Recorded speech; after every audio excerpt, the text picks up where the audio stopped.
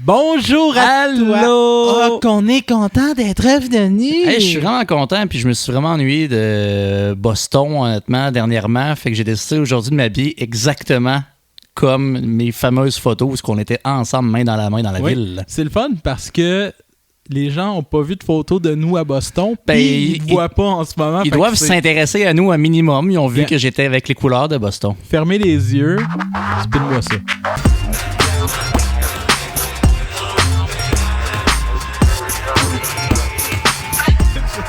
Non, mais c'est ça, en fait, c'est que Derek s'est habillé comme quand on est allé voir Marilyn Manson.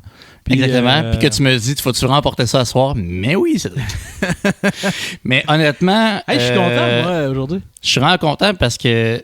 Puis j'ai l'impression qu'on dit ça à tous les épisodes. Non, ça je suis content. prouve qu'on a vraiment des bons choix. Est-ce que tu parles pas de musique, toi? T'es content de quoi? Ben, je suis vraiment content parce que hier, au moment où on enregistre ça, il y a Eminem qui a sorti sa trame sonore de Stans, donc le documentaire là, par rapport qu'Eminem a sorti. Et il a sorti, en fait, un nouveau single, ou un vieux single. Bref, il a sorti une chanson qui faisait partie... Everybody's Looking at Me. Mais en fait, c'est dans le skit de Kiss. Exactement. Et donc, on l'a toujours entendu dans un skit. Il parlait par-dessus, puis il était en voiture. Et là, il a sorti la chanson, en fait, dessus. Qui est excellente. Elle est vraiment bonne. Elle est bouncy, elle est parfaite, honnêtement. C'est un peu un feel Eminem Show. Puis c'est de Kiss, c'était sur Eminem Show aussi. Je trouve ça incroyable. Puis tu m'as devancé parce que dans le prochain épisode, on a comme passé à deux. Ah oui? Je voulais clôturer l'album en parlant d'Eminem. Fait que là, tu l'as bien parti parce que tu m'as devancé. Fait que c'est drôle qu'on a eu le même thinking sans en avoir parlé à l'autre parce que tu m'en as pas parlé moi non plus. Ben non. Puis le plus drôle, c'est que vous savez qu'il y a déjà comme des surprises dans les lectures, ce qu'on parlait. Puis cette chanson-là est dans la liste de lecture en ce moment. Le coquin. Mais non, pour vrai, j'étais super content.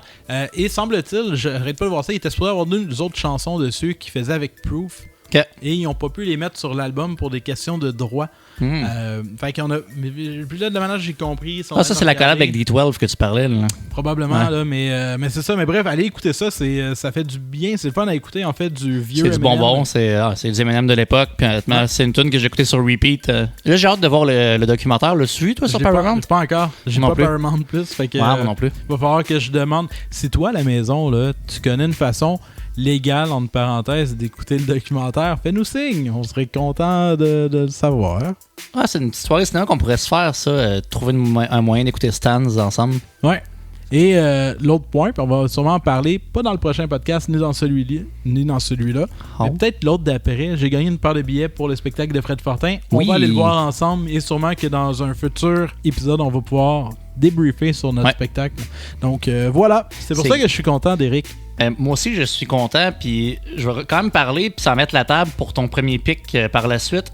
Mais ça, on le sait que dernièrement, le 22 juillet dernier, est mort la légende, le prince des ténèbres, Ozzy Osbourne. Oui. D'ailleurs, son show légendaire, c'est avec toute l'espèce de programmation de Back to the Beginning avec Black Sabbath. C'est devenu un show justement légendaire parce que littéralement 17 jours plus tard, il décède. Tu sais à quel point qu'il le sentait.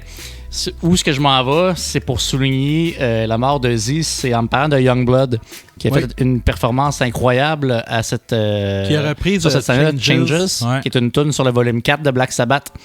Puis c'est une tune qui est sortie en 1972, une chanson qui a beaucoup d'émotions puis beaucoup de signification pour Ozzy, pour Black Sabbath. Youngblood, je trouve qu'il se l'est approprié à sa sauce, à sa manière.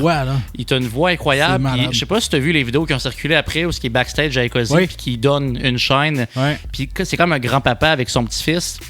Puis il dit une phrase, c'est que je trouve ça hyper touchante, c'est « va conquérir ». C'est « conquer l'America ». C'est « va conquérir les States », « va conquérir l'Amérique ». Puis Youngblood, là, il y a des vidéos qui ressortent parce que là, il a commencé sa tournée, justement. Puis il a ça en tête. Puis avant Changes, puis j'ai vu 2-3 speeches qu'il a fait. Puis c'est vraiment touchant. Parce que déjà, qu'on prenne un temps pour un ami, pour quelqu'un qui a sauvé ma vie plusieurs fois. Puis c'est là que tu te rends compte à quel point que la musique, même pour des artistes aussi comme talentueux et populaires maintenant, que la musique nous a élevés, nous a sauvés, nous a accompagnés. Je trouve ça beau, je trouve ça touchant. C'est un bel hommage. Puis c'est un bel hommage dans ses paroles, mais c'est aussi un moment où Youngblood en profite pour regarder les fans. Puis dire, c'est important qu'on se communique l'amour, puis des fois, ça arrive pas assez souvent. Puis ça, regardez à gauche, à droite, les gens avec qui vous êtes, dites-leur que vous les aimez. Dites-vous que vous êtes. Puis envoyez-vous de l'amour, puis un gros message d'amour. Puis pour lui, c'est je l'aime, moi, Youngblood. Oui. Je l'aime. On va en reparler éventuellement, parce qu'il a sorti un album. J'aimerais ça en reparler. J'ai juste pas écouté assez, mais j'aime beaucoup son approche de rendre la musique accessible, puis qu'il n'accepte pas de faire des choses où est-ce que les billets coûtent trop cher, puis de rendre en fait démocratique la musique dans un moment où en fait, on dirait que tu as soit des shows qui coûtent super cher, ou en fait des salles vides. Là. Ouais. Fait que son approche est incroyable, puis je suis né là-dessus parce que j'ai vu ça pas plus tard qu'aujourd'hui. Il y a un journaliste qui demande si je veux commencer à faire de la musique puis que je suis démuni, j'ai rien, mettons, comment que je commence? Puis il dit pas, c'est simple avec la vérité. Ouais. Il dit il y a rien qui intéresse personne d'autre que la vérité. Parce que c'est quand tu écoutes un artiste, tu veux du sincère, tu veux du vrai, tu veux des tripes, puis ça c'est la vérité, plus que t'es véritable envers toi-même puis envers tes fans, les gens vont se reconnaître dans cette vérité-là. C'est la vérité, c'est tout. C'est le fondement de la musique. Je trouve que son approche, sa vision, comment il va avec les fans, il école, il va avec eux autres, il signe des trucs, c'est la proximité, puis pour ce monde-là, ils vivent le moment de leur vie, puis il a l'air à tellement avoir de l'amour à profusion. Fait que je voulais souligner Youngblood parce que je trouve qu'actuellement, il s'est démarqué quand même sur la toile. Son approche, je trouve incroyable. J'aime beaucoup coloré. Ce gars-là. Ah ouais, en fait. Puis juste pour finir, en fait, parce que tu parlais de Youngblood qui reprend Changes. Oui. Cover vraiment excellent, mais je sais ce que tu sors. Tu parles-tu de Limp Bizkit, là? Moi, non? Parles-tu de Lil Uzi qui reprend la tune de System of a Down, là? Non. Je m'en allais pas là. Hey, non, mais attends, il y a deux sujets, là. En fait, le premier, je sais pas pourquoi il a fait ça, là. Fred Durst a repris Changes. Oh non. Puis... il aurait sûrement pas dû, là. Non, tu peux pas reprendre une chanson que quelqu'un vient de reprendre puis qui a fait genre sensation puis livrer une performance ordinaire. Aussi ordinaire. C'est pas une mauvaise prestation. Mais c'est que Youngblood, en ce moment, il se l'est pratiquement approprié, la chanson. Là. Mais c'est pas bon non plus. Fred Durst, pas un chanteur, là. C'est même pas un bon rapper de base. C'est drôle, Limp Bizkit, mais fait que là, lui qui chante, il chante comme il chante du Limp Bizkit, là, dans le sens, mais... Puis on sait que Limp Bizkit est pas reconnu pour un band qui a évolué puis qui s'est adapté, là. Non. Fait que non, allez voir ça, c'est quand même très drôle de voir Fred Durst qui essaie de reprendre Changes, mais honnêtement, fais pas ça, gars. Mais je t'ai envoyé aussi Lil Uzi. Ben ça, c'est pas écoutable, là. Ça, je pense que la première fois que je vais dire dans un podcast, depuis 13 épisodes, que c'est pas écoutable, j'ai pas réussi à l'écouter au complet. C'est horrible. C'est horrible. Puis ça vient pas juste de sortir, là, c'est sorti sur son album où est-ce qu'il y a comme le drapeau rose, comme le drapeau des États-Unis rose, comme au moins 2023. Là, pas de même. Puis il reprend une chanson de System of a Down qui est Chop Suey. Oui, c'est ça. Puis la chanson s'appelle juste CS, puis c'est Lil Uzi qui chante System of a Down à côté dans l'autotune. Ah, ça a pas de bon sens. C'est dégueulasse. C'est atroce. Je peux pas croire qu'ils l'ont écouté, le label l'écouté, ils l'écoutaient. Tout le monde a écouté ça et a fait hey, c'est bon, man, mets-la sur l'album. Tu sais, MJK, il a fait caca sur une chanson de System of a Down, puis c'était dégueulasse. Mais à la limite, c'était un live, un peu comme Puddle of Mud. Tu fais, ok, il aurait pas dû, c'était mauvais, mais bon, c'était un live. Mais lui, c'est next level. Sauf que lui, il l'a enregistré, il l'a écouté, il a fait. Ça va sur mon album, là. Pour elle, c'est dans la définition d'insupportable. C'est horrible. Fait qu'allez voir ça, allez chercher Lil Uzi. J'ai oublié c'est quoi le Lil Uzi vert ou je sais plus trop. Ouais, Lil Uzi vert, en tout cas. Allez, CS. Faites juste. Si je voulais être méchant avec un ami, envoyez-y la chanson. Ah, pour vrai, mettez ça dans un party pour que tout le monde vomisse en fin d'une soirée, puis vous voulez que le monde parte, mettez ça. C'est sûr que le monde parte. Mais là, nous, ce qu'on veut, c'est rassembler, puis on va commencer avec un album parler de belles choses. Une belle chose, puis on va y aller avec ton segment Spin-moi ça à toi. Ah oui, mais parce que tu viens d'en parler, en fait. C'est ça. Donc, c'est pour ça que je mettais la table vers ton premier. Ah oui, moi, je l'ai dérogé solide, là. Ah, mais c'est parfait. C'est haut en couleur, c'est explosif, on aime ça de même. Moi, Ozzy Osbourne... C'est notre podcast, on dit ce qu'on veut. Je parle d'Ozzy Osbourne. Ozzy Osbourne, je l'ai tout le temps suivi, mais un peu sans grand... pas grand intérêt, c'est pas le bon terme, mais je l'ai pas suivi de façon assidue, puis j'ai pas suivi comme un fan. J'ai aimé les premiers... des vieilles tunes d'Ozzy. On dirait un peu comme... Non, j'ai pas un bon référent, mais... les deux premiers albums avec Randy Rhoads, j'ai trouvé incroyable. Ça, je les ai pas aimés pendant vraiment longtemps. J'aimais pas ça du vieux Ozzy ou Black Sabbath, mais en même temps, juste les tunes que je connaissais de l'époque. j'ai découvert Ozzy dans son... Tu sais, quand j'ai découvert, c'est pas... Je savais pas c'était qui. Tu sais, je veux dire, j'ai aimé des chansons comme Dreamer, honnêtement, que j'aime encore vraiment beaucoup. Il y a des chansons au travers de sa discographie que j'ai aimé.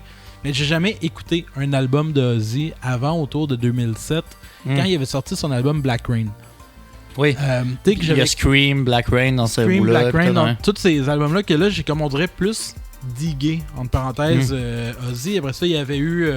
je suis revenu un petit peu avant avec... là, j'ai oublié c'est quoi le nom des albums. Et lui qui Post Malone, il feat, là, c'est quoi le nom de cet album-là déjà? Ça, c'est après. C'est plus tard après, mais il est bon cet album-là aussi. Fait que, et en fait, donc, j'ai découvert, puis j'aime beaucoup le late Ozzy, puis je m'en rends compte là, à partir des années mid-90, en montant avec Osmosis, etc. J'aime vraiment beaucoup cette période-là d'Ozzy.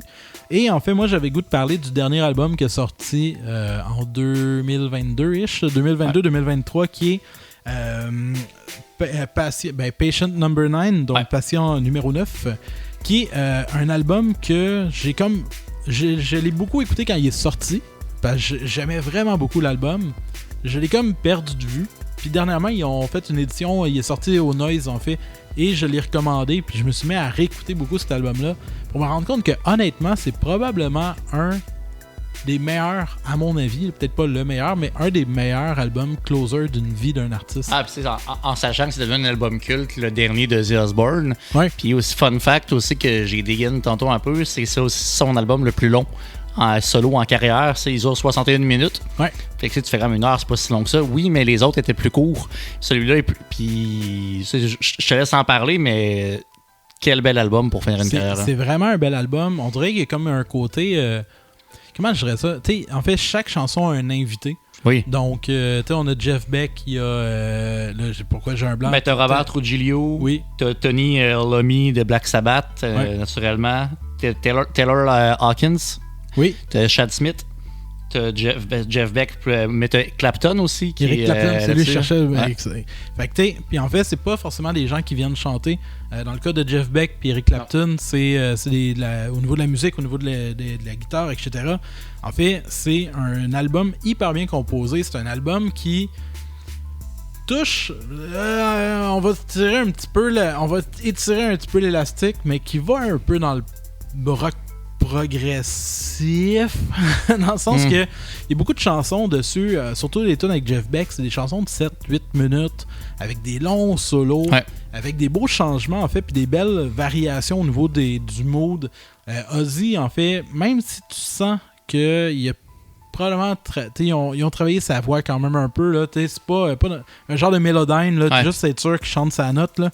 Tu l'entends, mais reste que sa voix est belle, les textes sont beaux. Musicalement, vraiment, c'est un de ses meilleurs albums, à mon avis, dans ce qu'il a fait dans les heures récentes. C'est un album que j'écoute et qui n'a aucun filler. En fait, c'est un album qui s'écoute de A à Z, qui me fait vraiment, vraiment triper. Et en fait, je suis comme content. Je suis pas content qu'il soit mort, mais je suis content, en fait, que ce soit son dernier album. Parce que Ozzy n'a pas fait juste des albums parfaits dans sa vie, là. Mais de finir, en fait, sur... cet album-là, c'est de finir en grandeur, en fait. Ah oui.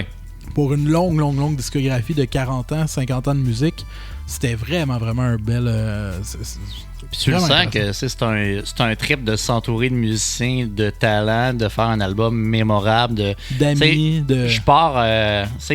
je m'en vais, j'arrête, c'est mon dernier. Ça va être un album mature, ça va signer la fin d'une carrière mémorable. Je pense que ça illustre la légende qui a été, puis tous ceux qui ont pu l'entourer dans son parcours, qui se réunissent sur l'album. Puis moi, ce qui me fascine, c'est le grain de voix d'Ozzy et demeurer intact. Même avec l'âge, peut-être que c'est plus d'arrangement. Il vieillissait, il y avait beaucoup de maladies au travers et tout, mais reste que Ozzy, c'est une voix qui a transporté plusieurs générations. Puis Ozzy, qu'est-ce qu'il y a, c'est que tu peux moins aimer une partie de sa discographie, plus accrocher plus tard. Ça rejoint plein de monde. Il y en a qui trippent plus dans l'époque Black Sabbath. Fait que Ozzy a eu une partie prenante dans l'histoire de la musique britannique. Puis c'est une voix iconique. Singulière, tu peux pas confondre quelqu'un d'autre avec Ozzy, je crois. Je pense que quand Ozzy chante, tu sais que c'est lui. Fait que je pense qu'il a laissé une empreinte indélébile, puis cet album-là, il part comme un grand. C'est comme ça que je le vois, cet album-là. Ça. Ouais, puis tu sais, moi je redécouvre ces temps-ci, on dirait Ozzy, là, je suis en train de diguer sa discographie. Ouais. Peut-être incité par, tu sais, je veux pas c'est tout en plate de dire ça, mais quand un artiste meurt, des fois on fait comment, tu sais, ça. Moi je l'ai fait avec les Cowboys Fringants quand Carl est mort, d'aller c'est vraiment recreuser, de faire genre. Oui, aller écouter les choses que tu as moins écoutées, puis bref, ça m'a fait replonger dans cet album-là. Puis en même temps aussi, un autre truc on the side, c'est, tu sais, depuis plusieurs années, moi, je suis un gros tripeux de Ghost, le groupe Ghost. Puis, l'air de rien, il y a des similitudes. Il y a des grosses similitudes entre Ghost puis Ozzy, de façon générale, dans la construction des chansons, dans le son très 90s d'approche au niveau du rock. La voix claire, en fait, la voix de Ghost, ça s'apparente quand même beaucoup à la voix de Ozzy. Fait qu'on dirait que par le fait d'aimer Ghost, me ramener à réécouter Ozzy, puis d'apprécier ce que j'aimais moins à un certain moment de ma vie de cet artiste-là. Mais tout ça pour dire que c'est vraiment un album que je vais continuer à garder dans mon cœur parce que c'est vraiment un solide album. Puis effectivement, l'album d'avant qui avait Post Malone, j'ai un autre blanc là, sur le nom de cet album-là. Ah, c'est con ça, je me rappelle pas. Mais qui a un chapeau... pendant que j'en parle. Mais bref, c'est vraiment deux excellents albums. Pas juste un bon album d'Ozzy, c'est un excellent album. Point barre, en fait.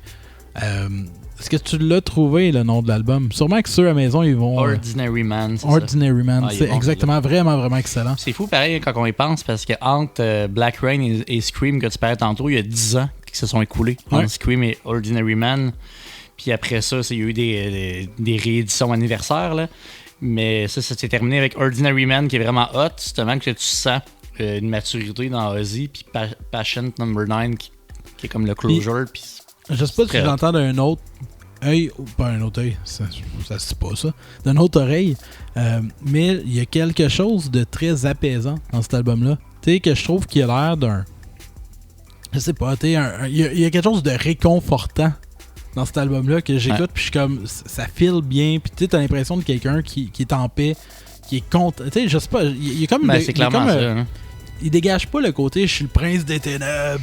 Il y a un côté très humain. Mais je pense que vers la fin de sa vie, c'est ce qu'il voulait, c'est que sa vie a été guidée par la musique, par la scène, puis vers la fin, c'est comme, tu sais, je vais quitter ce monde-là, je le sens, puis je vais faire les choses, paisiblement. Tu sais, son dernier show, c'est ça, son dernier album, c'est ça, ses derniers moments, c'est ça, puis je trouve que il est parti comme un gentleman malgré le personnage. Puis ça, ce gars-là a un vécu insane qui a été fait aussi longtemps. Ça relève du miracle. Là. Ah ouais. Puis je jalouse les gens qui ont pu assister à cette dernière. Oui. Il y a des petits moments vraiment touchants là, de son show. On en parlait tantôt. Là, mais Ma Même Coming Home, il est touchant. Ma Même Coming Home, vraiment, tu sais, dans les tunes que j'aime beaucoup, ça en fait partie des vieilles. Là. Mais le moment où tu sens qu'il veut se lever, puis il veut se rapprocher de son public, puis il est juste plus capable, il n'a pas la force pour le faire. Je trouve ça comme émouvant quand même de en plus, voir... il n'a pas pris de médicaments cette journée-là. Il n'a rien pris pour être 100% à jeun, groundé, en possession, mais en même temps avec une incapacité de bouger comme il le faisait avant. Ça doit être horrible, mais ça, tu le vois, le regard sur ses fans, c'est qu'il voulait cette image-là avant de partir. Puis il a fait « OK, ça c'est fait. I can go, hein, ça. » Fait que merci Ozzy pour ta musique, puis allez écouter, si vous avez... pas écouté encore pour une raison X le dernier album ou même les deux derniers albums d'Ozzy, je vous invite clairement à les écouter, même si vous n'êtes pas des fans de Ozzy, parce que vous avez encore en tête Warpig et compagnie de Black Sabbath, puis faites c'est moins mon style, allez au moins écouter les derniers parce qu'il y a vraiment quelque chose de beau et de, je veux dire, de grandiose dans ce qu'il a fait, puis ça vaut vraiment la peine d'être écouté. Allez voir le disco en général aussi, parce que c'est les premiers albums, moi je les adore, avec Randy Rhoads, qui est un guitariste qui a perdu la vie, c'est de façon tragique dans un accident de son côté, puis qui était le guitariste des deux premiers albums. Ces deux albums-là, moi, c'est dans mes préférés. Mais autant que j'adore les deux premiers, que j'adore les deux derniers. Puis Ozzy, ben c'est ça. Il y en a pour tous les goûts. Fait allez creuser. Ben oui. Vous allez être assurément content de l'avoir fait si vous n'avez jamais écouté. Chose qui me surprendrait quand même que vous soyez inconnu à la musique d'Ozzy Osbourne. Vous connaissez toute une tangente. Par contre, qu'est-ce qui est drôle, moi, le prochain artiste que je vais parler, je l'ai découvert à l'envers de ce que j'aurais dû le découvrir. Moi, je parle de Nine Inch Nails. Ah ouais? Pretty Hate Machine. Ben oui! C'est leur album studio, le premier album numéro studio. Numéro 1. Ouais. Puis, ce que je trouve hot, c'est que, tu sais, Trent Reznor est un génie. C'est une voix iconique. C'est un multi-instrumentiste qui, d'ailleurs, joue pratiquement tous les instruments de cet album-là. Ça, je trouve toujours ça vraiment hot. C'est quelqu'un qui joue tout. Tu sais, que tu peux dire, tu sais, je l'ai composé, j'ai eu une idée, je l'ai amené, c'est sur papier, je l'ai amené, c'est dans les instruments, puis ça sonne. Tu sais, les moyens de l'époque, il l'a fait avec une espèce de comme vieux Macintosh, quelque chose. C'est vraiment impressionnant. sais, moi, je suis un grand fan de Marilyn Manson. J'en ai parlé souvent. Je l'ai tatoué sur le bras. Puis, Manson est le protégé de Trent. C'est lui qui les a signés. Ouais. Puis, au DVC a produit Portrait of an American Family. Fait que, moi, j'ai découvert Nine Inch Nails et Trent Reznor via Marilyn Manson. Parce que le background de Marilyn Manson m'interpellait. Mais c'est là que tu vois que c'est tout le rock industriel, le côté gothique et tout, c'est surtout le côté industriel. Cet album-là, il est iconique. Un album de fin des années 80, début des années 90, ça met bien la table. Ouais. Puis je trouve que c'est vraiment hot, cet album-là, côté mélange synthé, électro, rock industriel. Ça propulse vraiment le genre. Puis même s'il y a des gens qui vont dire que les albums suivants sont plus élaborés, sont plus techniques. Je trouve que ceux-là sont un univers propre. Puis c'est ce que j'aime parce que honnêtement, comment je le vois, là, c'est vraiment un trip de drogue à jeun. Je me suis couché ici, puis 100% à jeun, puis avec les lumières fermées, mon gars, je te jure, c'est décolle, c'est pété. Là. L'album commence comme une tonne de briques. C'est-tu Head Like a Hole? Oui. Je pense que Head Like a Hole. C'est ma chanson préférée de l'album, mais il y en a d'autres excellentes aussi, mais celle-là, il n'y a pas meilleure chanson pour commencer l'album. Est-ce que ça rentre? Ouais. En vinyle, même quand tu peux cranker le volume un peu, là, ça fait du bien. Puis c'est ça. Je trouve que Trent Reznor est un génie dans son genre. Ça met la table pour le rock industriel. Puis ça, par après... les albums de Nine Inch Nails sont tous iconiques, mais il reste que celui-là, souvent, moi, je sais, on en parle, toi et moi, pour beaucoup d'artistes. Même si les albums suivants, un peu, mettons, comme Silverchair, je trippe sur Frogstomp à mort. J'aime ce qu'ils font après, mais j'aime le côté raw, le côté simple, des fois le côté moins élaboré. C'est cette espèce de vérité-là, c'est que Youngblood parlait, ou ce que il y a. Tu le sens qu'au début, c'est ça que tu avais à offrir, puis cette simplicité-là, puis cette authenticité-là, je trouve qu'il l'a dans cet album-là. Chose que je ne retrouve pas de la même façon dans les albums de Nine Inch Nails. Je trouve que celui-là, il y a vraiment un univers unique qui m'accroche énormément. C'est qu'en fait, il y a vraiment un feel. Quand on parle des années 80, en fait, on est beaucoup... il y a des moments que des fois, ça peut faire penser à Dépêche Mode. C'est très pop synthé, là. Oui, c'est ça. C'est des synthés des années 80, mais utilisés comme l'industriel des années 90. Oui. Ce qui amène un côté où est-ce que un peu avant-garde. Exactement. Pour son époque. Mais avec il met la table pour l'industriel rock des 90s. Exact, mais avec un son, avec les sonorités de ce que Dépêche Mode a pu utiliser dans certains autres albums. Beaucoup, en fait, je sais pas si c'est totalement vrai, mais un peu tout le mouvement, en fait, industriel allemand des années 80 aussi, dans la manière qu'ils utilisent. Puis cet album-là, effectivement, c'est un album parfait, là. Ah oui. On va se le dire. Tu sais, t'as Head Like a Hole qui est vraiment excellente, Terrible Lie. Oui. Ma chanson préférée de l'album, Something I Can Never Have, qui est juste formidable, super smooth, très très ambiant, etc. Néanmoins, Nine Inch Nails, pour moi, ça reste Downward Spiral, qui est l'album d'après. Qui pour moi, c'est pas d'après en fait. C'est tout celui Non, c'est plus loin. Après ça, il y avait eu. Excusez. Donc, c'est eu. Non, c'est celui d'après. C'est ça qu'après, t'es sûr? Ah oui. Ah ouais, ok. Fait que j'ai eu un petit moment de doute. Mais c'est l'album d'après qui est vraiment là, qui embrasse complètement le côté industriel des années 90. Ouais. Beaucoup plus agressif. Par contre, de façon générale, c'est l'album avec la fameuse I Wanna You like an animal. Oh oui, mais c'est carrément ça. C'est que ça, tu le vois, le feel est différent. Puis c'est ça, c'est que j'ai pas l'impression que Nine Inch Nails réembrasse ce genre d'univers-là par après de cette façon-là. Je trouve que cet album-là, il est quand même unique dans leur discographie. Puis c'est souvent ce que j'aime beaucoup. Il y a beaucoup de bands comme ça que j'aime les premiers albums parce qu'il y a de quoi de raw puis de vrai. Ou ce que au début, puis est-ce que c'est un album indépendant? Je suis pas certain. Il me semble que quand il est sorti, non, je pense pas. Non, hein? Moi, mais je pense que c'est un album avec quand même moins de moyens, puis c'est quand même moins médiatisé, puis dans la culture populaire. Quoi, mais je pense que ça a tout le temps été Trent qui réalise puis qui enregistre de chez eux. Oui, hein, puis après ça, ils poussent au label, puis il y a du monde qui le sort, comme un espèce de coprod. Là. D'après moi, ça va être de quoi de genre, parce qu'après ça, c'est lui aussi qui a produit puis enregistré les albums, les premiers albums de Manson, etc. Donc, c'est un producer, en fait, de base aussi, là, fait que... Mais je sens vraiment le gars, man, c'est qu'il a pensé à son concept là, solide, là, puis qu'il a dit, je réunis ci, puis ça, puis blabla, puis c'est qu'il est un peu moins entouré, moins d'influence, moins de commercial, moins de... C'est une bébête, là. Une bébête, puis là, tu réussis à tout mettre ça dans ta tête, puis à le mettre, même sur album. Je trouve que ça relève du génie, cet album-là. Quand je l'ai découvert, Chris Mentor, comme je te dis, je l'ai découvert, en fait, quand tu me l'as donné, comme là, un an et demi, je pense, à peu près. Fait que j'ai découvert sur le tard. Tu sais, il va falloir que tu t'achètes les vinyles de Downward Spiral, de Fragile, puis là, tu t'installes. J'ai les en CD, mais pas en vinyle. Mais que tu te prennes le temps que tu l'écoutes, parce que honnêtement, tu vas trouver ton fun aussi dans les autres. Là. Ah oui. Après ça, il y a une période que j'ai moins écouté un peu de Nine Inch Nails, puis là, ils reviennent, en fait, soit dit en passant. Il y a le film Tron qui sort. J'ai jamais écouté un film Tron. Mais ils signent en fait la bande son. Puis ils ont sorti un premier single qui est vraiment, vraiment excellent. Il était pas mauvais le film, mais la soundtrack va être bonne.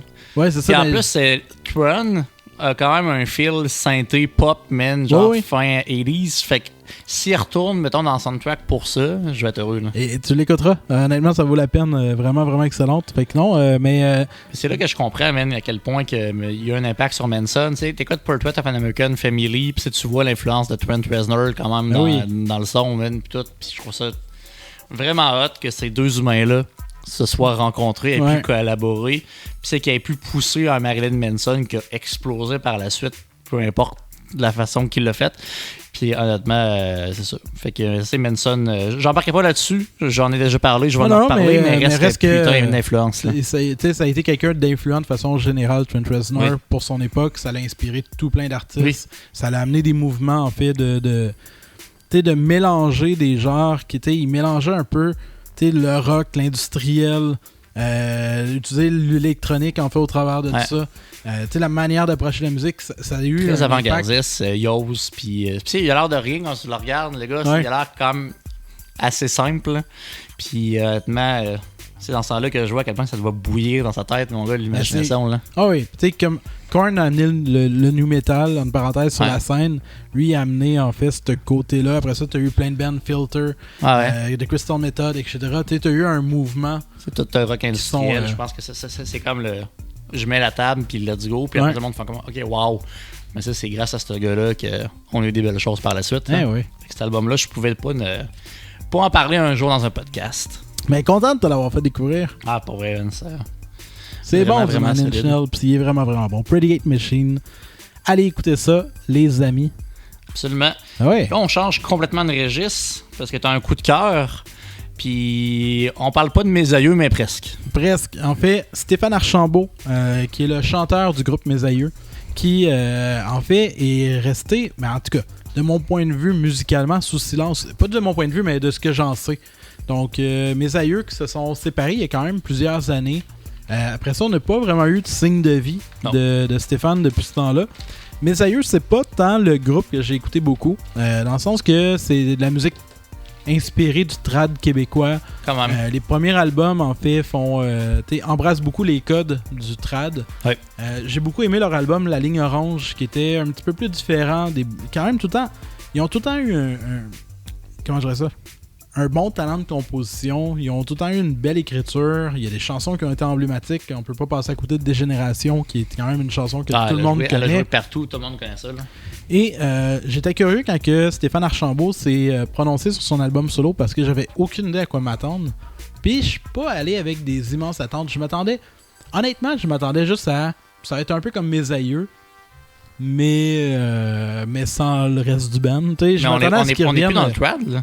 Pas en tout. C'est ça qui est fait, et c'est pas juste en fait un coup de cœur, c'est pour moi ça rentre probablement dans le top 5 des meilleurs albums québécois sortis cette année et il est dans les top meilleurs albums que j'ai écoutés québécois depuis vraiment longtemps. C'est un album qui va parler peut-être aux gens un petit peu plus vieux, dans le sens que je sais pas à quel point un jeune de 18 ans va relate avec cet album-là. Parce que Stéphane Archambault fait vraiment un album super touchant qui part avec une des meilleures chansons de l'album où est-ce qu'il est rendu à 55 ans. Tu réalises à 55 ans que ben, t'es rendu vieux, là. T'es plus jeune. La chanson s'appelle Entre deux âges parce que justement, t'es pas vieux, mais t'es plus jeune. Puis comme c'est tout le dilemme de faire dans ma tête, je me sens jeune, mais je m'en vais devant le miroir. Puis j'ai pas le reflet qui. Tu sais, le reflet que je vois. On dirait qu'il m'appartient pas. Puis tu sais, comme aussi la passation de la jeunesse, comme la jeunesse m'appartient plus, je l'ai offert à mes enfants, puis c'est eux autres qui vont... Puis cette thématique-là est là tout le long, en fait, de toute cette rivalité-là entre comment tu vois la vie, puis en fait, ce que la vie est, où est-ce que t'en es rendu. Fait que il y a vraiment cette thématique-là de... En fait, de vieillir, qui est là tout au long, puis de façon où est-ce que c'est hyper touchant. Il y a une super belle plume.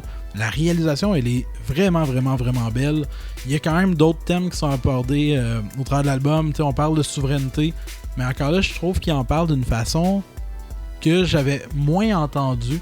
Ou est-ce que, tu sais, d'habitude, quand on parle de souveraineté, c'est tout le temps des chansons, tu sais, je vais dire ça, puis c'est rien de méchant, là, mais à la Paul Piché, ou tu sais, de... Ah ouais, c'est tout le temps comme de quoi, on va l'avoir, notre pays, tu sais. Ah ouais. Mais là, il le fait d'une façon de faire comme... Il parle à sa fille, puis il fait, tu sais... C'est un peu le côté de... J'avais un rêve que je vais peut-être pas voir, mais j'espère que tu vas le voir. Puis encore là, c'est la passation de... Tu sais, comme... Ça va de... Tu sais, c'est... Ce pays-là qui n'existe pas, puis etc. Mais c'est pas fait d'une façon patriotique, c'est fait d'une façon super touchante, super humaine au travers de ça. Puis cet album-là, pour vrai, c'est juste un délice en tant que tel. Il y a des moments que ça me faisait penser un petit peu à un des albums de Luc de la Rochelière en termes de qualité de composition, etc. Mais je trouve vraiment que il signe un des plus beaux albums qui est sorti depuis vraiment longtemps au Québec. Et c'est voilà. C'est un album ce qu'on dirait un peu une confidence qui te murmure dans l'oreille. Puis ça, c'est doux, ça fait du bien. C'est le genre de show que j'irais voir au Pantoum, là, genre assez comme intime, guitare-voix, puis de te laisser comme porter. Puis je pense qu'il y a un bon talent de raconteur, c'est quand même dans tout ça. Puis comme tu dis, la souveraineté, quand il en parle à sa fille, c'est comme si il chuchote à l'oreille puis qu'il fait une confidence. Puis je trouve ça intéressant comment il l'a amené. C'est sans partir à la guerre avec le drapeau des Patriotes. Je trouve ça beau aussi de voir l'aspect. J'ai des rêves, je les ai encore, mais je vois le temps qui avance.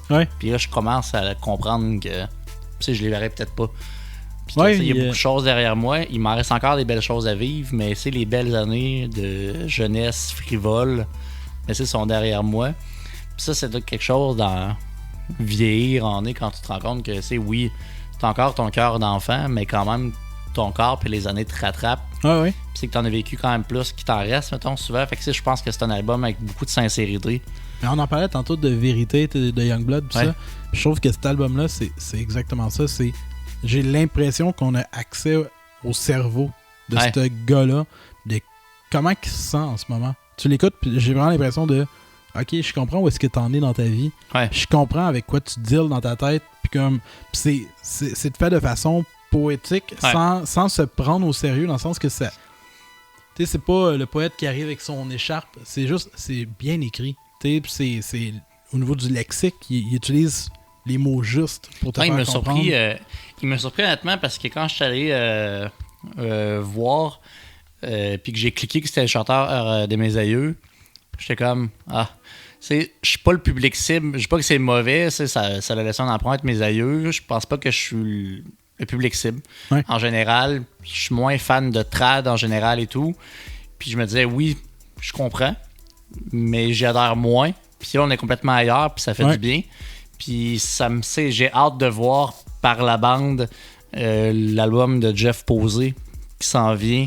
C'est qu'on parle, c'est qu'il se sépare des cowboys comme Stéphane qui se sépare des Mes Aïeux puis qui fait sa musique à lui. Je trouve ça intéressant de voir des artistes qui se détachent de leur groupe original, qui ont eu un grand impact, ou qui ont acquis leur notoriété, popularité pour venir à faire de quoi d'aussi franc. Puis ça, je trouve ça hot parce que je trouve que c'est bien livré en solo. Puis ça, je préfère, en fait, Stéphane en solo que tout ce qu'il a fait dans Mes Aïeux parce que je trouve qu'il y a une sincérité vraiment hot. Arrête-toi pas au fait de qu'est-ce que tu penses de Mes Aïeux. Vois-le vraiment comme c'est complètement déconnecté, c'est complètement autre chose. C'est très très posé, c'est très doux. Les arrangements, il a fait des. Je sais pas si c'est lui, mais bref, celui qui a fait des arrangements a vraiment fait une super belle job pour que la musique soit aussi sensible que les propos, mais bien amené, super humain, super groundé. Honnêtement, gros coup de cœur. Si jamais Stéphane écoute ça, thumbs up. J'ai juste hâte de voir la suite. J'ai hâte de voir comment. Et puis j'espère que la réception est à la hauteur de la qualité de l'album là, parce que honnêtement, s'il continue dans cette dans cette qualité-là, il va faire partie, selon moi, des meilleurs artistes québécois de notre génération. Mais je pense que ça vaut le coup de souligner que pour un patriote, il nous a offert un joyeux québécois. Un joyeux québécois. Non, pour vrai, il y a de quoi être fier. Parce que je pense que ça représente bien la culture. Puis c'est quand on pense à la musique, à l'empreinte culturelle qu'on peut laisser comme artiste, je pense qu'il l'a fait avec brio. Ouais. Vraiment. Moi, je ne m'en vais pas dans de la douceur du tout, par contre, par la suite, ni dans du québécois. Plutôt du côté de New York, de mon côté, parce que mon coup de cœur, c'est Dead Lands. Oui. Avec le EP, en fait, c'est un court album de cette chanson qui s'appelle Seven. Ça fait un petit bout de temps. En fait, moi, j'ai connu aussi à l'envers Deadlands parce que j'ai connu Casey en premier, Casey Carlton. C'est la chanteuse, ça. La chanteuse. Deadlands, on dirait que je n'avais pas catché. Peut-être que c'est moi qui ai mal lu les vidéos que j'écoutais. Mais ils ont des musiciens de sessions de show, mais c'est un duo. Deadlands, ils sont deux. OK. Fait que je trouvais ça drôle quand je suis allé sur leur Spotify à recreuser et tout, puis là, ils sont juste deux comme à se crier un en face de l'autre, comme David contre Goliath. Puis là, je sais comment c'est drôle, ils sont où les autres? Puis en fait, j'ai refait des recherches un peu, puis c'est un duo qui compose la musique. Puis Casey, qu'est-ce qu'il y a, c'est qu'elle a seulement 23 ans, elle a vraiment de l'aplomb, c'est quelqu'un d'autodidacte, puis qui a appris en se collant beaucoup sur les performances vocales de Chris Motionless, de Motionless in White. Puis c'est vrai que quand tu regardes un peu, que tu écoutes sa voix, ses screams sont clean et tout, il y a quand même pas des patterns, mais tu le vois qu'il y a quand même de l'influence. Une influence de Motionless in White. Puis fun fact, ce que je trouvais drôle quand j'ai creusé un peu sur elle, c'est qu'elle est devenue vraiment fan de métal, Casey. Quand elle a entendu une chanson d'Avenged Sevenfold dans Call of Duty Black Ops 2. C'est la première fois qu'elle entendait du métal. OK. Puis là, elle est devenue vraiment comme accro. Elle fait voir what the fuck, c'est quoi ça? C'est ça que je veux faire.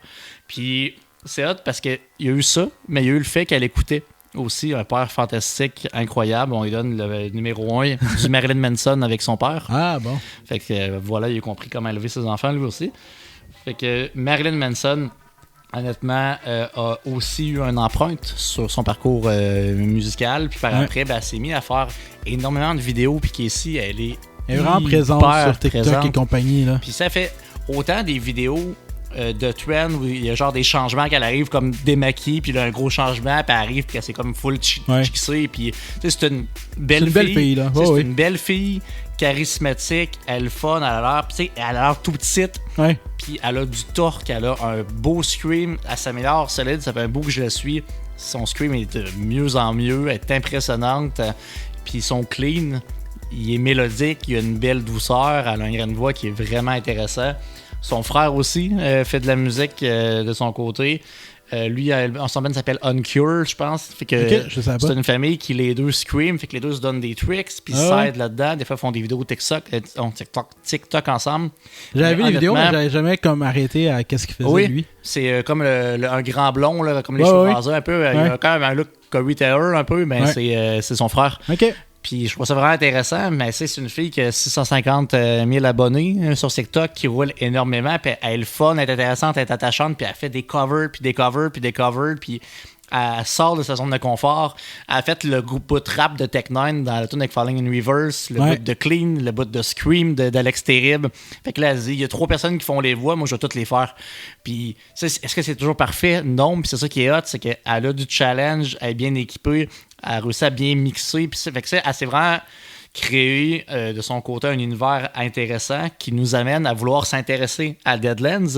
Ouais. Parce que là, j'avais parlé de Casey tantôt, mais Casey, tant qu'à moi, est vraiment un aspect très fort de Deadlands. C'est la tête de Deadlands. C'est la tête de Deadlands, puis tu t'intéresses à Deadlands un coup que tu t'intéresses à Casey, puis après ça, un coup que tu connais cette fille-là, tu as le goût de t'intéresser à son univers puis à ce qu'elle fait. Puis ça, c'est quelqu'un que je veux voir en spectacle un jour, mais qui ne sont pas venus encore parce que c'est un band qui a commencé v'là vraiment pas si longtemps.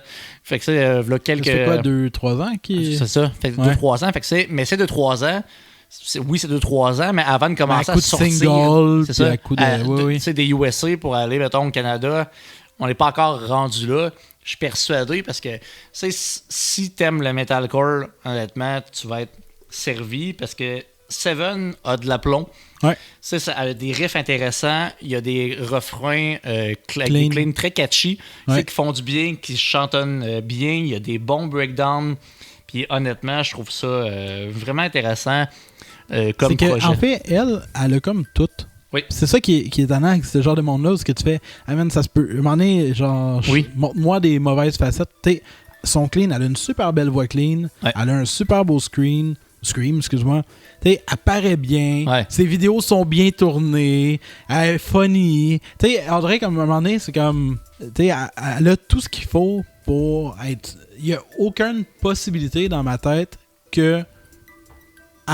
Comme je sais que ça marche pas. Ah, c'est ça. Ça n'a pas le choix, en fait. Il y a des gens comme ça, un peu comme Corey Taylor. Ouais. C'est un peu le même principe. Il a un super beau clean. Il sait screamer. C'est un beau gars. Ouais. Il est capable, il va te sortir Stone Sour, ça sonne bien, Slipknot, ça sonne bien, il fait des. Tout ce qu'il fait, je dis pas que c'est parfait, mais reste que. Il y a des gens, on dirait que le package est là. Il y a des gens qui ont un plan A puis un plan A. Dans le sens que elle, je sais pas si elle travaille dans la vie, sauf qu'elle consacre énormément de temps. Puis pour elle, c'est pas juste je fais de la musique on the side, c'est vraiment genre c'est un mode de vie. Tout est bien réfléchi, comme tu disais. Le décor est nice. Ouais. Ses outfits sont nice. Son maquillage, les vidéos, les ci, les ça, les interactions en spectacle, elle est full vers les fans. Ses outfits, sa présence sur scène. Fait que des fois, il y a... Oui, t'es capable de faire des vidéos, t'es capable de faire des montages, puis tout. Pis ça va être quoi quand t'arrives sur scène? Parce que c'est l'art de la scène, c'est pas donné à tout le monde. Ouais. Ou ça aurait pu être mauvais. Ça aurait pu ne pas être bon. Ça aurait pu être une influenceuse de métal. Exactement. Qui s'amuse à faire des covers, comme il y en a plein. Mais non, c'est bon. Finalement, elle livre la marchandise. Puis là, elle aurait pu faire juste des covers. Puis là, c'est faire des covers, puis composer de la musique, c'est deux. C'est encore deux choses. C'est encore deux choses. Puis l'art de la scène, c'est encore d'autres choses aussi. Fait que comme tu dis, elle a une maîtrise de tout ça à seulement 23 ans. Fait que je trouve que c'est une fille à surveiller, c'est une sensation. Puis je pense que ça fait du bien de voir que l'avenir, mettons, du métal est entre de bonnes mains. Puis souvent, mettons, le métal, on va y aller sur, on va penser en général, c'est des gros gars avec du coffre, blabla, puis tout. Puis elle, finalement, une petite fille super jolie qui a tout ce qu'il faut pour percer dans la scène metalcore. Mais il y a vraiment une belle ressurgence dans le métal pour des chanteuses. Ouais. Puis ces temps-ci, je veux dire, on a Spirit Box qui est excellent. Il y a Deadlands qui commence à monter. T'as Poppy qui s'est lancé dans le métal qui est excellent. T'as toujours Evanescence. Mais je trouve qu'il y a vraiment une ressurgence.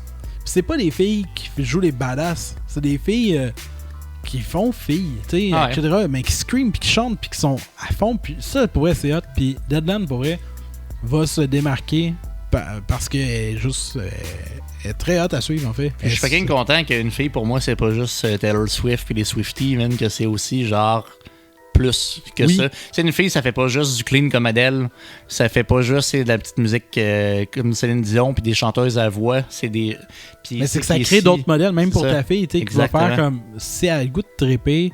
Barbie, elle trippera Barbie, mais si elle a le goût de tripper métal, elle a des gens comme ça. Le goût de gueuler dans un micro, man, puis le développer, puis d'être talentueux, tu peux le faire, puis elle le fait, puis je trouve ça vraiment hot parce qu'elle le fait depuis plusieurs années déjà. Depuis qu'elle a peut-être 15 ans, ça fait une couple d'années qu'elle se pratique puis qu'elle improve ses skills, puis je trouve ça hot parce qu'elle a commencé tôt. Puis je pense qu'elle a comme plusieurs belles années à venir. Fait assurément que Deadlands, s'il vient nous faire à Québec, Montréal, je vais être là. Le EP est juste excellent. C'est cette tune excellente. Vraiment, j'ai rien à redire. Ma seule critique, c'est que j'ai hâte un album complet parce que ça donne la table sur tout ce qui s'en vient pour eux autres. Puis si l'album il continue dans cette direction-là, puis je suis même pas inquiet honnêtement, elle a tout pour réussir. Absolument. Fait que voilà. Vraiment bien d'accord. Hey, je vais y aller dans quelque chose qu'on va être en... En fait, on est dans nos deux prochains. On n'est pas tout à fait alignés, je pense. Ben, je pense pas, mais c'est intéressant comme discussion, je pense, pour les deux. Ah oui. On va y aller avec des découvertes dans nos deux cas. Et je vais commencer par un album que tu n'as vraiment pas aimé.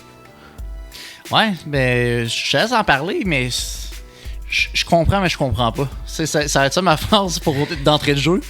Mais je vais quand même te laisser en parler, mais c'est ça. J'ai des points forts, mais j'ai des irritants. C'est ça. Ben, en fait, moi, je vais vous parler, je vais juste aller retrouver, je me suis pris un petit peu de notes là-dessus, mais c'est Obong Jayar, ou Obong, je pense que c'est Jayar, là, en fait, Obongjayar. Donc, qui a sorti, c'est pas son premier album, mais son dernier album qui s'appelle Paradise Now. Moi, je l'ai découvert parce que j'aime beaucoup une rappeuse new-yorkaise qui s'appelle Little Sims, qui fait vraiment dans un style... tu sais, à un moment donné, tu parlais de Naya Ali, là. Ouais. C'est un petit peu dans ce mouvement, un peu dans ce même spirit-là, en tant que tel. Donc, tu es très... il y a quelque chose de très classique, mais mélangé avec tout le temps un côté où est-ce que tu sens les racines derrière. Puis j'aime vraiment beaucoup cet artiste-là. Puis ça fait quelques fois qu'elle collabore avec lui. Puis dont un de ses plus gros succès, en fait, c'est vraiment une collaboration, parce que les deux sont vraiment ensemble, qui est juste vraiment, vraiment, vraiment bonne. Ce qui m'a amené à l'écouter en tant que tel. Et c'est... Je comprends pourquoi t'aimes pas ça, mais c'est vraiment un album qui mélange différents styles. Donc on est dans l'afrobeat, on est dans de l'électro, quasiment punk par moment, du spoken word, du indie rock. Donc c'est vraiment en fait un amalgame de styles que cet album-là offre au niveau musical. Tout au long, en fait, on sent des racines de musique justement africaine derrière, dans la manière de traiter, de la manière de faire les percussions. C'est vraiment un album qui est super, super hétéroclite. Et là où ce que je pense c'est plus de difficulté, c'est qu'il y a une voix vraiment particulière. Donc, il y a soit une voix très high pitch, donc tu sais, qui va chanter un peu comme ça. Je sais pas comment, j'ai pas une bonne imitation, là, mais... Il y a le côté saccadé aussi, vous savez qu'il respire à chaque mot, là. Oui, mais tu sais, il va passer des falsettos, en fait, à une voix super rauque, quasiment typique africaine. Mais il y a vraiment une aisance à se promener dans vraiment une variété de voix en tant que telle qui vient, encore une fois, amener de la diversité, mais je comprends que c'est pas une voix... en fait, c'est à l'inverse, je veux dire, c'est une voix atypique. Ah ouais. Donc, tu n'auras pas entendu ça 1000 fois. Il n'y a pas 10 000 artistes qui chantent comme ça. Tu le reconnais tout de suite du moment qu'il va arriver en tant que tel. J'ai une fascination pour ce genre d'artiste-là qui vient briser, surtout qui arrive dans une scène populaire, qui arrive à se démarquer, en fait, à aller dans l'espace grand public, mais qui vient casser des codes, parce que l'album suit pas un code. C'est pas un album de rap, c'est pas un album de tout ça. C'est pas non plus une voix singulière. C'est pas une voix que tu fais « Ah, ça me fait penser à ça ». Il sort des sentiers battus, puis il arrive en fait à offrir une palette d'émotions. Ses thèmes, il parle de plein en fait d'enjeux. Que ce soit en fait au niveau de sa spiritualité, que ce soit en fait au niveau politique, que ce soit... Fait qu'encore là, dans son discours, il y a du propos. Donc c'est pas juste hey, on va danser sous le soleil d'été. Il y a un côté vraiment très ancré dans sa réalité, ancré dans le monde dans lequel il est, en fait. Donc il y a des chansons Peace in Your Heart, Holy Mountain, qui sont très plus accessibles. Puis après ça, t'as des chansons comme Jellyfish qui justement tombent à un côté semi-punk, ou des chansons weird de Gorillaz, un petit peu. T'as Talk Olympic avec Little Sims qui revient en fait aussi, elle aussi, dans son album. Bref, c'est vraiment un album qui est particulier. C'est un album qui m'a déstabilisé. Puis en fait, plus je l'écoute, puis plus... En fait, c'est le genre d'album, j'ai écouté la première fois, je suis fait « Oh, c'est weird. Ah, c'est weird. » Puis on dirait que tout le long, je me disais ça. Mais parce que je trouvais ça weird, j'avais le goût de les réécouter. Puis de faire comme... Puis il y a des chansons au début que j'étais comme moins sûr, comme Jellyfish. La première fois, j'étais comme... C'est vraiment étrange comme mix, comme façon de faire sa musique. Puis là, plus je l'écoute, puis plus je suis comme... Ah ouais, ok. On dirait que plus je réécoute, plus j'entends des affaires. Puis plus j'entends comme... Fait que c'est un album qui me demande un effort. Puis ça, j'aime ça, des albums, des fois, qui viennent juste... C'est pas un easy listening. C'est pas de quoi que tu mets, puis tu fais... Tu sais, ça te demande, en fait, ça te demande de t'asseoir puis de faire activer ton cerveau pour OK, c'est quoi ces codes, qu'est-ce qu'il fait, comme d'analyser, puis tu réécoutes, tu fais OK, il est à la musique ce qu'Eminem est aux paroles. Tu sais, Eminem, tu pourrais écouter les chansons au premier degré, où tu peux commencer à analyser puis faire ah, OK, ouais, il y a ça aussi. Ah ouais, mais il y a comme tu sais, il y a une complexité dans ce qu'il fait qui est intéressante. Clairement que je me suis pas rendu à le comparer à Eminem dans sa complexité. J'ai pas noté ça, mais là j'en parle, mais c'est voulant dire il y a plusieurs couches où est-ce que tu peux arrêter de faire ouais, c'est une petite... Mais vois-tu, j'entends, puis je l'ai écouté, j'écoute tout ce qu'on se propose. Parle dans ton micro, garçon. Ouais, j'ai écouté, j'écoute toujours tout ce qu'on se propose, puis oui, je vois tout ce qu'il voulait explorer, puis de la diversité, puis tu as nommé à peu près 15 genres de musique qu'il y a dans son album. Ça, c'est un côté qui me déplaît plus que j'aime. Je trouve ça trop disparate. Là. Je trouve qu'on tire partout, on va partout. J'avais comme bien de la misère à voir le filler. Puis à chaque fois, je pense que sa voix m'énervait. T'sais, sa voix aiguë m'énerve. Son espèce de voix saccadée m'énerve. Ça, honnêtement, je trouvais ça irritant. Puis c'est plate parce que je comprends l'univers. Ben, je comprends l'univers. Je vois l'univers, je l'entends. Puis je trouve ça pas inintéressant, mais quand je fais des listes de playlists pour Spin-moi ça, les albums, mettons, que tu me proposes que je ne connais pas, j'écoute l'album, puis je trouve mon coup de cœur, puis je la mets dedans. Ouais. De la misère, celle-là, à savoir quelle tune que j'allais mettre dedans. Je sais pas quelle tune que j'ai mis, là, je fais comme pas si pire. Mais ça, à chaque fois, je fais comme ok, celle-là, pas si pire, mais il y a aucune tune, j'ai fait genre oh shit, man, ça vient me chercher. Puis honnêtement, je pense que genre la musique que je me demandais à quel moment que j'écouterais ça. Est-ce que je le ferais, mettons, quand je fais mes notes à job? Est-ce que je le ferais le matin? Est-ce que je le ferais pendant ma marche? Est-ce que je le fais en char? J'aimais ça en char. Je fais comme, non, il n'y a aucun moment qui se prêtait à ça. Mais est-ce que peut-être c'est encore une question de timing ou une question peut-être d'ailleurs, ça se pourrait? On dirait que l'univers ne m'a pas interpellé du tout. J'ai trouvé ça trop disparate, trop hétéroclite, justement. C'est vraiment particulier. Moi, j'aurais aimé avoir plus d'homogénéité ou ce que j'aurais aimé avoir. C'est plus campé, pas sur un seul genre, mais en tout cas, là, j'ai trouvé que c'était un peu une recherche d'identité puis un désir de vouloir toucher à tout. Puis oui, c'est pas mal fait, mais je pense que ça me correspond pas tant. Peut-être que je suis pas le public cible de son genre de musique non plus. C'est surtout ça en tant que tel. Puis moi, j'aime des artistes comme Mr. Bungle ou des trucs comme ça que toi, t'as jamais accroché tant que ça. Ouais. C'est que c'est pas disparate. Parce mais que Mr. Bungle, si je me mets en écouter, d'après moi, je vais finir par aimer ça, puis je vais l'écouter. C'est juste comme déstabilisant. Oui, mais c'est ça, mais c'est la même chose. Mais c'est qu'en fait, il y a un filon. L'album, il est pas décousu. L'univers est cohérent en tant que tel. C'est juste que si tu te mets à skipper l'album non-stop, ben, tu vas faire comme ok, mais ça s'en va où? Mais quand tu écoutes l'album, il y a un filon. Il y a une des plus belles chansons en fait qui s'appelle Moon Eyes dessus, qui est vraiment super belle. Vraiment une chanson beaucoup plus calme, beaucoup plus posée. Fait que s'il y aurait un coup de cœur à mettre dessus Moon Eyes, je pense qu'elle serait pas mal mon numéro 1. Mais c'est juste une expérience. Voyez-le comme ça. Fait une expérience comme n'importe quoi qui est une expérience musicale.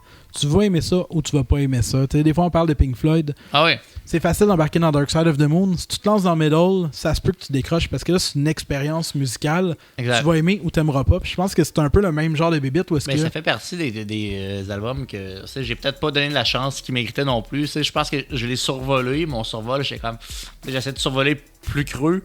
Est-ce que je me suis arrêté pour l'écouter toutes les chansons au complet? Non. Ouais. Je mentirais à toi et à mes auditeurs si je le disais, parce qu'il me donnait pas envie tant que ça d'aller plus loin. Que j'avais pas ce feel-là. Je veux l'entendre, je veux le comprendre pour pouvoir en parler un minimum. Mais c'est une question de timing. C'est ça. Fait que je le garde en tête parce qu'il reste dans notre liste pendant peut-être que genre le goût de dig in. Mais c'est intéressant, puis c'est ce goût d'être déstabilisé. va le voir parce qu'assurément que tu vas l'être parce que c'est rien que tu entends au quotidien. Là. C'est zéro. Moi, c'est exactement la raison pourquoi j'ai trippé cet album-là. Puis il va se tailler une place dans mon top 10, top 15, moi, personnellement. C'est vraiment quand je suis sur coup de cœur, là, c'est vraiment.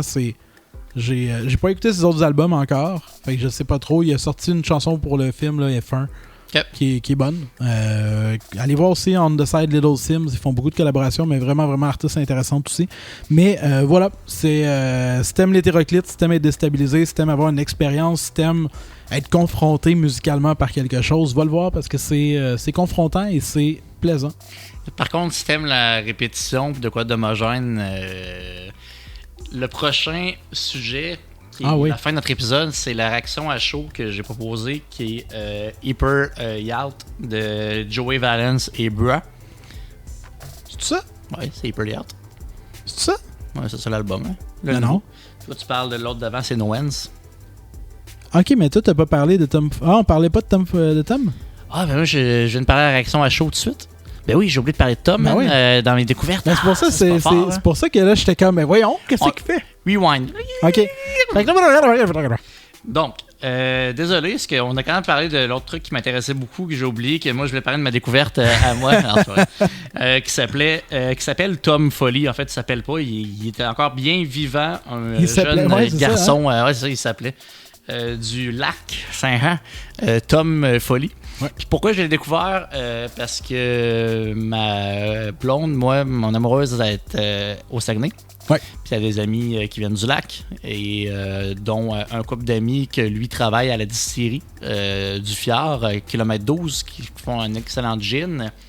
Puis c'est un employé de la distillerie Tom Foley. Ah, okay. Puis moi, quand on a présenté Petit Roi, c'est quand on a parlé de musique, qu'est-ce qu'on fait dans la vie, blabla. Puis ils ont écouté, ils ont aimé ça. En fait, hey, tu devrais aimer ça, Tom Foley, écoute-en. C'est pas comme ce qu'on fait, mais tu sais, il a son univers à lui aussi. Fait qu'ils me l'ont montré. L'album s'appelle Fromage en grain. C'est son lui album. Qui te l'a montré lui-même? Non, c'est pas lui. Okay. Moi, je l'ai pas rencontré, le Tom Foley, encore. J'ai entendu parler parce qu'il travaille là, je l'ai pas croisé. Puis je pense qu'il était à temps partiel, je suis pas sûr. Fait que je connais pas toute sa vie professionnelle. Ben voyons donc! Je sais qu'il est avec Disque Passeport, par contre. Ça, c'est cool. Mais reste que c'est quelqu'un qui est originaire de Saint-Gédéon.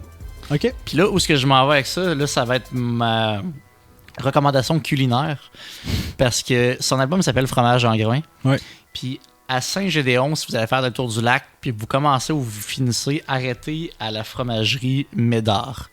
La fromagerie Médard, si tu as un craving de fromage en grain, puis là, t'as pas le goût de ton fromage en grain, c'est soit sec puis caoutchouteux. Tu veux qu'il fasse quick, qu'il fond dans ta bouche, puis que t'as le goût de juste mettre la face et t'abrasser dedans.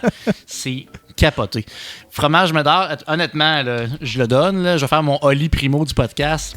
10 sur 10. Le fromage. C'est le meilleur fromage en grain au Québec? Je pense que oui. Je le fais, le statement, honnêtement. Là. No matter what.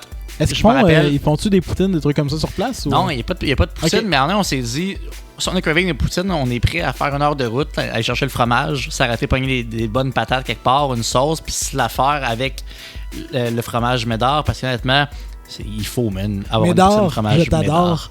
Médard, je t'adore. Puis honnêtement, là, vraiment excellent. Moi, je suis arrêté là-bas, on a eu un trip avec ma blonde, sa mère, puis la coloc de ma blonde, puis j'ai pris un gros sac de fromage, on l'a dévoré. Pourquoi je parle de fromage? Parce que la pochette de Tom Foley, c'est du fromage en grain. Le nom de l'album, c'est Fromage en grain. By the way, Médard, si tu veux une commandité puis nous envoyer un petit peu de fromage, là, vas-y, on dit fort, oui. Je te donne mon adresse. On vient de vous faire une publicité vraiment excellente. Fait que... non, Médard, je t'adore. Médaille d'or pour Médard. Puis Médard, je t'adorerais encore plus si j'aurais du fromage plein de frigidaire. Donc, pourquoi je parle de Tom Foley? Parce que je trouve que c'est un artiste. Nous, on fait du folk rap.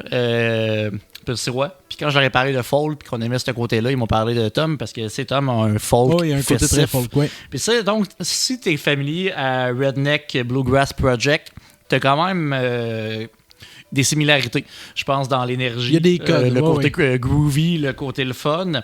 Je pense que c'est un album, il s'écoute bien. On comprend la folie, je trouve ça intéressant. Il y a aussi son accent du lac. Il y a des petits twists dans sa voix, des fois, qui me fait penser un peu à un Dédé Fortin, premier album des Colocs, qui est intéressant. Mais je je pense que c'est un album qui se vit, un peu comme on a parlé avant le podcast, encore mieux en personne. C'est le genre de gars qui fait un live, puis des fois, il en fait à une série. Je vais le surveiller, je pense que je serais content d'y aller, voir Tom Foley, parce qu'il fait des fois des lives à 10 séries. 10 séries du Fjord, d'ailleurs, nous aussi, on pourrait faire un petit live, puis on serait bien heureux. Ben oui. Au pire, on fera un live moitié-moitié, Tom Foley, Petit Roi. Mais c'est le genre de gars que je crois qu'il peut vraiment faire lever l'ambiance, puis qui doit avoir une énergie, puis une festivité. Je pense que c'est quelqu'un qui donne beaucoup un artiste généreux en live. Je pense que cet album-là, je serais très curieux de le voir live parce que je vois l'énergie. Puis justement, c'est ça qui est difficile à capturer. La scène, le public, le dynamisme de tout ça est parfois difficile à capturer. Puis on dirait que c'est un spectacle un peu le feel de l'album. Tu le vois la folie, le gars il part parti, tu le vois l'énergie qu'il a. Je le trouve très, très coloré, très funky. Fait que ça m'a bien accroché. Je trouve les textes agréables. La musique est agréable. Je pense que c'est un happy mode d'album vraiment le fun. Ouais. Puis c'est une belle fierté du lac. Donc je vais assurément surveiller le prochain spectacle. Puis allez le découvrir. Si vous voulez le voir, Disque Passeport, il y a sa biographie. Si vous voulez voir un petit peu Tom, il vient d'où. Sa discographie, il y a plusieurs albums. J'ai pas creusé, par contre, dans les albums précédents. J'ai écouté celle-là. J'ai écouté celle-là. Puis bien agréable. Fait que je tenais à faire un petit salut à Tom. Si jamais tu nous Salut, écoutes, Tom, écoute, viens nous écrire, puis ça va nous faire plaisir. Album intéressant. Je l'ai écouté aussi. Donc, je suis assez d'accord avec ce que tu as dit. Fait que je ne vais pas répéter les parties que tu as dit. Donc, c'est un album festif. Ça m'a fait... Puis là, c'est là que je vais tomber dans une mini-critique, mais c'est plus une question personnelle qu'une question de qualité.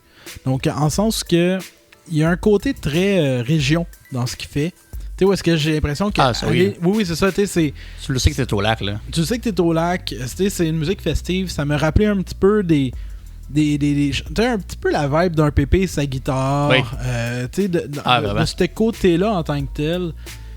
Plus festif, grand, on fait la fête, on trinque, etc.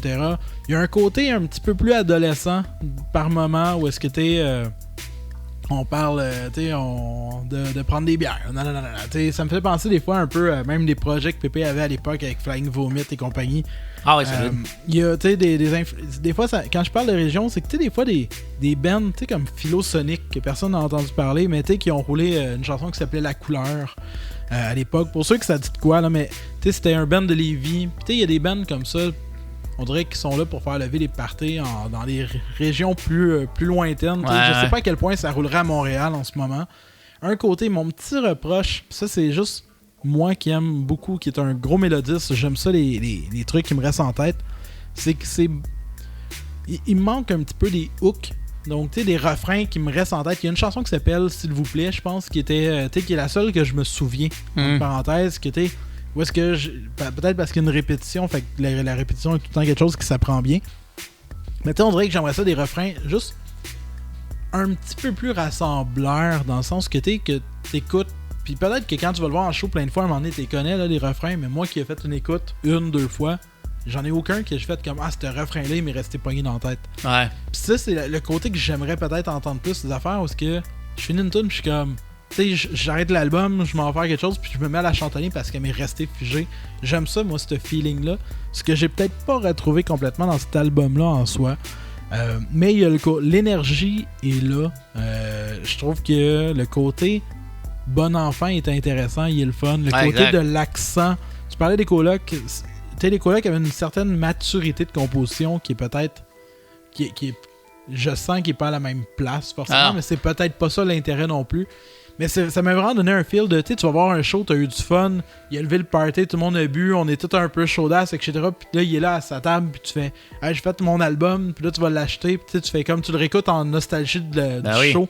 On dirait que je le filais comme ça en tant que tel. C'est le genre de gars vraiment que tu fais le tour du lac, tu cueilles des bleuets, tu t'arrêtes à un micro, t'arrives le soir, pognes un petit gin, kilomètre d'eau, si Tom débarque, t'es heureux, tu t'en rappelles, t'ajoutes son CD, puis tu te le rappelles, le week-end t'es allé au lac, puis c'est une belle fierté, puis c'est un beau souvenir. C'est comme ça que je le vois. Ça file comme ça en tant que tel. Fait que je serais curieux de le suivre, je suis curieux de voir ça va être quoi ses prochains projets, où est-ce que ça va aller en tant que tel. Mais c'est intéressant, je trouve que je reconnais toutes les qualités de l'album que tu as reconnues. Mais c'est ça, il manque juste le petit côté de dire tu sais, j'aimerais ça juste plus de hook, un petit peu plus de puis peut-être que je suis un peu vieux, fait que il y a des sujets des fois que je relate un peu moins en soi, mais ça m'appartient dans le sens que je peux pas faire une critique de j'ai peut-être plus l'âge du propos des textes à certains moments où je fais plus la fête, je vire plus de brosse tant que ça. C'est ça. Fait que je suis rendu vieux, que veux-tu, mais ça enlève pas. Mais c'est pas une critique, c'est juste moi ça m'interpelle. C'est juste moins. Que le propos t'interpelle moins, mais ça enlève rien à la couleur de l'album. Ça enlève absolument rien. Mais côté musical, c'est ça. Un petit peu plus de refrain me ferait du bien. Parce que c'est la seule chose, sinon musicalement ça se tient bien. Il y a des petits côtés un peu cowboy fringant dans le sens qu'on utilise dans le côté festif avec des instrumentations un peu de trompette, sax, du violon. Il y a quand même une variété quand même tout au long de l'album en termes de composition. Des affaires, il y a des patterns que tu reconnais, mais il y a quelques chansons que je fais ça là elle sort un petit peu du lot puis est intéressante aussi. Ça fait du bien, ça fait respirer l'album, etc. Fait que non, c'est un album que j'ai apprécié, mais je serais curieux de voir dans son évolution what's next. Ouais, non, j'ai bien hâte de voir la suite. Ça fait déjà un bout que l'épisode roule. Ça fait combien de temps, là? Là, si je regarde rapidement, ça fait-tu 1h04? Ça se peut-tu? Ça se pourrait. Je pense que oui. Je vais me permettre de finir sur la réaction à chaud. C'est que j'ai déjà Joey Valence annoncé. Ouais. Ben oui. Joey Valence et Bra, hyper yacht. Qu'est-ce qu'il y a pourquoi que j'en parle? Parce que c'est un groupe, un duo que je ne connaissais pas de mon côté avant de passer à la paire d'écouteurs. Le podcast, la paire d'écouteurs. Allez voir ça, honnêtement. Oui, vraiment. Allez voir notre épisode, allez voir tous les épisodes. Ils ont reçu d'ailleurs Vincent récemment des Denis Drolet. Donc ça, c'est vraiment cool. Que Vincent Léonard soit allé. Mais l'album qu'il nous avait présenté là-bas, c'était No Ends. Puis la chanson Pack a Punch qui m'avait bien interpellé. Puis là, j'ai le goût qu'on écoute hyper yacht. Je vais l'écouter moi aujourd'hui de mon côté pour avoir une réaction à chaud. Puis je te mentirais si je te dirais que j'ai terminé l'album. Pourquoi? Pas parce que c'est pas bon, mais parce que c'est très répétitif. Tu sais, il y a un gros feel Beastie Boys. Ouais. Ça, c'est clair. Si tu le vois, c'est l'ADN Beastie Boys. Côté plus actuel, mettons, dans le son, le mix, je comprends les arrangements. Il y a des chansons que j'étais comme oh shit, puis que j'avais le goût comme de bouncer dans mon char. Puis il y a des chansons que j'aurais pu skipper. Puis à un moment donné, j'étais comme ok, ça se répète. Ouais. Il y a une chanson que tout le monde a vraiment aimé beaucoup, c'est Have to Cry. Le beat, je pense que c'est le meilleur beat de l'album, justement parce qu'il est différent de tout le reste. Ouais, il y a plus de subtilité, il est plus nuancé. Justement, j'avais écrit, c'est vraiment ça part tranquille, un peu plus tranquille de façon générale, puis ça vire. Comme on dirait que le beat prend son temps. Puis les petits twists dans le beat, c'est dans les voix, tout, c'est différent. Elle fait du bien, c'est là ce qu'elle casse. Mais autant que j'aime Give It To Me, qui elle part vraiment, c'est en Beastie Boys, Give It To Me, Give It To Me. Oui. Ça embarque, c'est gros beat à Beastie Boys, qui embarque, puis t'as le goût de faire OK, let's go. Mais est-ce que c'est un album que j'écouterais plusieurs fois de A à Z? Non, parce que la vérité, c'est que je l'ai pas écouté au complet. Mais c'est des chansons que j'ai rajoutées, mettons, dans des playlists, ces deux-là, dans des playlists intéressants. Ça fait lever, ça fait du bien. Il y a des belles productions, il y a une belle qualité, mais il y a un aspect, je crois, plus... Ça, on parlait tantôt que c'était hétéroclite. Ouais, là, c'est très homogène, même pratiquement trop. J'aurais voulu autre chose, parce que les gars, ils ont du talent, ils ont du groove. Puis c'est vraiment le fun à revivre, l'époque Beastie Boys, mais comme 2025. Mais je pense que j'aurais voulu plus de variété à ce niveau-là. Ouais, non, je suis assez aligné en fait. Mais j'avais la même chose quand on est allé à paire d'écouteurs. Quand ils ont fait jouer la tune, j'étais comme oh shit, c'est bon. Mais l'affaire, c'est que c'est bon de temps en temps. Ouais. C'est bon au travers d'une playlist. Fait que même l'album d'avant, je l'ai écouté, j'étais comme après comme 3, 4, 5 chansons, là j'ai goût de passer à autre chose. Parce qu'effectivement, on est. Mais Beastie Boys, j'ai un peu le même rapport en tant que tel. Il y a un côté redondant un peu. Tu sais, des fois, mais c'est juste que les Beastie Boys, je les connais peut-être plus. Fait que, mais reste que. C'est du rap old school sur des beats un peu EDM. Puis c'est très 90s dans l'approche, dans le son, dans la manière de rapper aussi. En fait, il y a un côté très old school dans la façon de rapper. Puis comme tu disais, en fait, c'est que l'album, tu sais, t'as écouté la première chanson, t'as écouté un peu toutes les chansons, mais sont toutes bonnes. C'est juste qu'une après l'autre, à un certain moment, je suis comme saturé. Exactement. En soi, puis c'est pour ça peut-être que la chanson qu'on parlait fait du bien parce qu'elle vient un petit peu casser ce rythme-là. Il y a quand même un feature de Rebecca Black. J'ai trouvé ça drôle. Je suis comme Rebecca Black, ça fait une couple de tunes que je vois qu'elle passe. Je sais pas si elle est en train de revenir ou. Je sais pas si c'est un mauvais gag ou juste qu'elle est en train de revenir. Mais depuis Friday, je pensais que c'était fini, puis elle revient. Mais c'est ça, mais bref. C'est un retour progressif, surprise, puis. Mais c'est comique. C'est un album, honnêtement, si t'es nostalgique du rap blanc des années 90, écoute-le. C'est le fun, c'est agréable. C'est le côté old school, les beats, man, je trouve qu'ils sont hyper saucés, là. Genre, t'as le goût de brasser la tête, man, puis d'avoir un char hydraulique. Ils font penser un petit peu, par moment, à ce que DJ Org peut faire au Québec, là. C'est le même style OG, old school. C'est intéressant une tonne ou deux, comme dans une playlist, un album complet. Je suis peut-être pas le public cible 100%, mais intéressant. Les gars ont du talent, sont colorés, sont le fun. Fait que ça, allez voir ce qu'ils ont fait. C'est un album de party. C'est ça. Ah oui. Je vous dirais 3 chansons à écouter. Écoutez Pack Punch, qui est celle qu'on a découvert, qui nous l'a fait découvrir le groupe. Allez écouter Give It To Me dans le même registre un peu.